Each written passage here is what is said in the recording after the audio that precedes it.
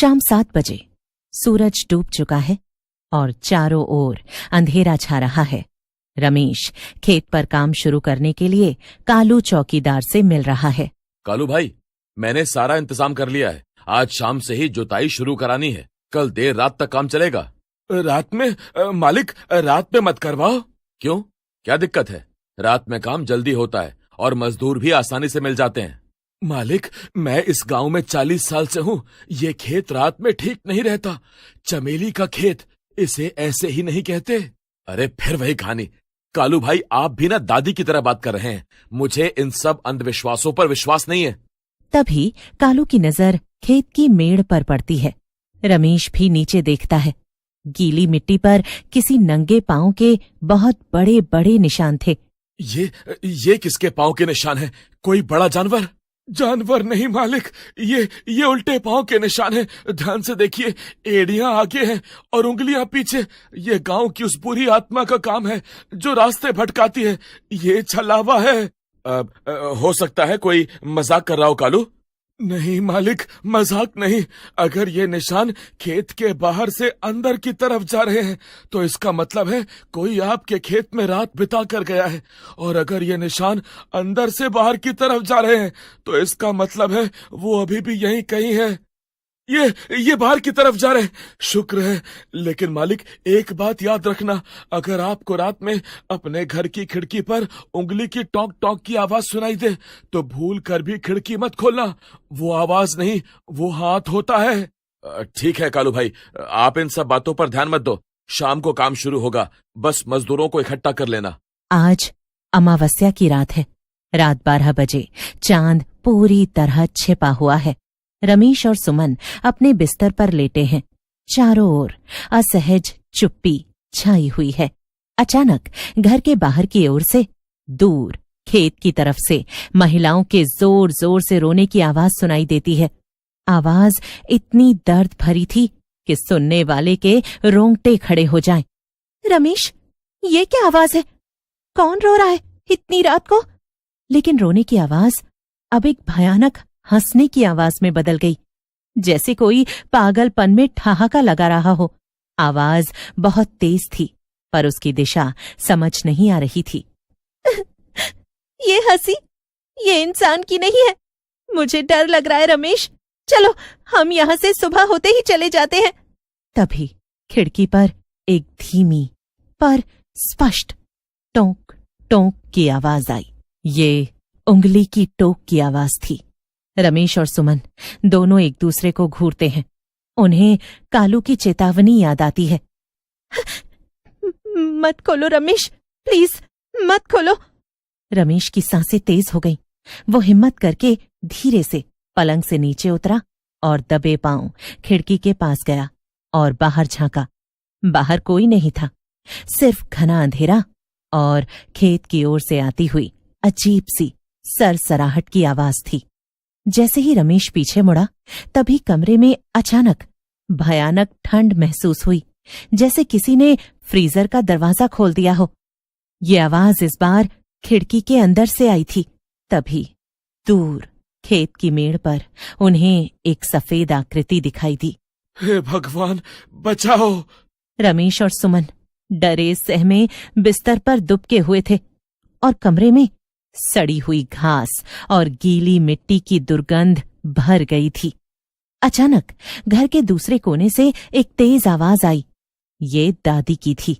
ओ दुष्ट आत्मा, ये घर पवित्र है, यहां तेरा कोई वास नहीं। दूर हट, दूर भाग यहां से। बाहर खड़ी सफेद आकृति भयानक रूप से चीखी। ये चीख इतनी ऊंची थी कि रमेश और सुमन के कान सुन्न हो गए।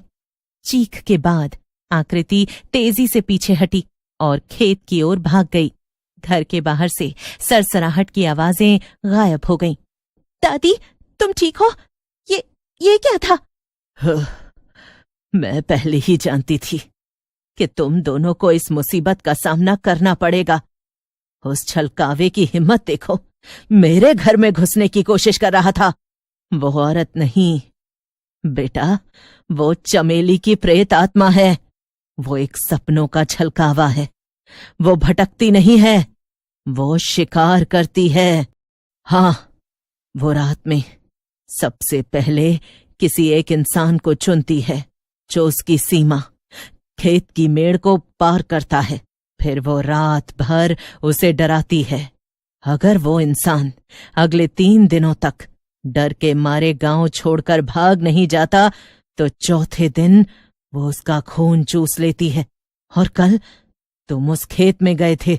रमेश के हाथ पैर ठंडे पड़ गए। उसे कल खेत में मिले उल्टे पांव के निशान याद आ गए। पर दादी, वो यहाँ क्यों आई थी? क्योंकि रमेश को उसने चुन लिया है। गांव में एक पुरानी कहावत है, चमेली जिसे चुनती है वो या तो मरता है या हमेशा के लिए पागल हो जाता है। तो अब क्या होगा? हमें भाग जाना चाहिए? नहीं, भागने से कोई फायदा नहीं। भागने वाले को वो और तेजी से पकड़ती है। हमें इसका सामना करना होगा। चमेली को केवल एक चीज से डर लगता है, सत्य। और उसका सत्य उस बूढ़ी चुड़ैल के पास छिपा है। रमेश, सुमन और कालू दादी के निर्देश पर गांव के सबसे पुराने वीरान कुएं के पास आए हैं। दादी ने बताया था कि यहीं पर वो बूढ़ी औरत रहती है जो चमेली के भूतिया रहस्यों को जानती है। वो कुएं के पास एक टूटी हुई झोपड़ी में प्रवेश करते हैं। अंदर एक बहुत ही बूढ़ी, दुर्बल महिला बैठी थी। उसकी आंखें पूरी तरह सफेद थीं। मैं जानती थी तुम आओगे रमेश। तुम चमेली के जाल में फंस चुके हो।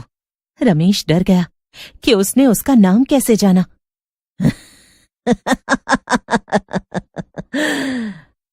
मैं समय हूं बेटा। मैंने चमेली को उसकी मौत से पहले देखा था। वो एक साधारण लड़की नहीं थी, वो प्यार की भूखी थी। प्यार की भूखी? हाँ, चमेली को एक किसान से प्यार था जिसका नाम रघु था। रघु ने उसे धोखा दिया और किसी और से शादी कर ली।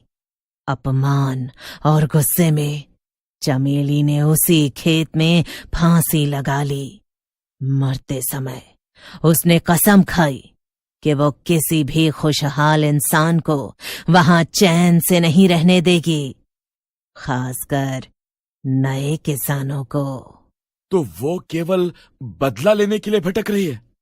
नहीं बेटा, वो अब बदला नहीं ले रही, वो शक्ति चाहती है।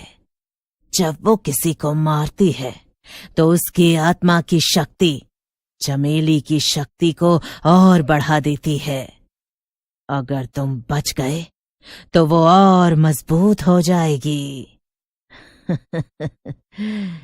चमेली ने मरते समय एक चीज अपने पास छुपा ली थी जिससे उसका सारा प्यार और सारी नफरत जुड़ी हुई थी।